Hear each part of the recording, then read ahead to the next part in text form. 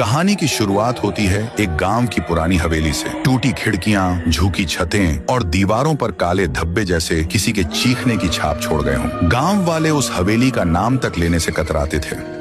कहते थे वहां मंजुलिका की आत्मा रहती है, जो भी गया लौट कर नहीं आया। रात में अक्सर हवेली से एक लड़की की चीखें सुनाई देती, मुझे न्याय चाहिए। एक दिन गांव में एक नया लड़का आया, रेस्टार। वो न डरता था न किसी की बातें मानता। हवेली की बात सुनी तो सब गांव वालों को बुलाया और बोला, मैं उस हवेली में जाऊंगा, जो सच्चाई है उसे सामने लाकर रहूंगा। गांव वाले पीछे हट गए, बोले पगला गया है क्या? जो गया वो मारा गया। मंजुलिका की आत्मा तुझे भी नहीं छोड़ेगी। रेस्टर ने आंखें बंद की, फिर कहा, अगर डर के जिंदा रहना है तो जीने से बेहतर है सच के लिए मर जाना। रात को अकेला टार्च और एक लाठी लेकर वो हवेली की ओर बढ़ा। हवेली की ओर कदम रखते ही एक ठंडी हवा चली, जैसे किसी ने छू लिया हो। तभी एक डरावनी आवाज आई, लौट जा वरना तू भी मारा जाएगा। रेस्टार ने साहस से कहा, तू जो भी है सामने आ। एक पल में एक सफेद धुएं से भरी परछाई सामने आ खड़ी हुई। लाल आंखें, उलझे बाल, कांपता हुआ चेहरा। वो आत्मा चिल्लाई, क्यों आया है यहाँ? मरना चाहता है? रेस्टर बोला, मैं सच जानने आया हूँ। क्यों सबको मार रही हो? क्या बिगाड़ा है गांव ने? कुछ पल सन्नाटा रहा, फिर आत्मा की आवाज बदली। वो बोली, मैं मंजुलिका नहीं हूँ, मैं उसका भाई हूँ, चंदन। 2 साल पहले मैं और मेरी बहन मंजुलिका इस गाँव में समाज सेवा करते थे,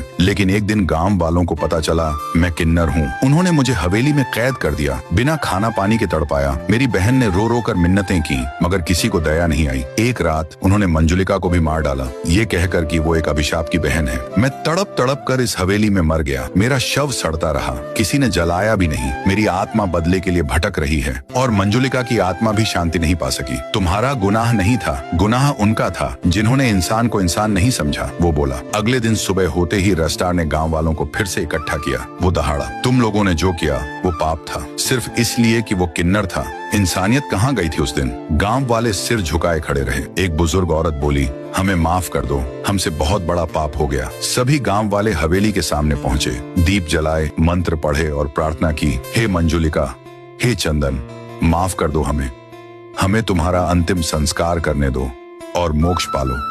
हवेली की दीवारें कांपी, एक तीव्र रोशनी फूट पड़ी। मंजुलिका और चंदन की आत्माएं ऊपर उठने लगी, मुस्कुराती हुई, शांत चेहरों के साथ।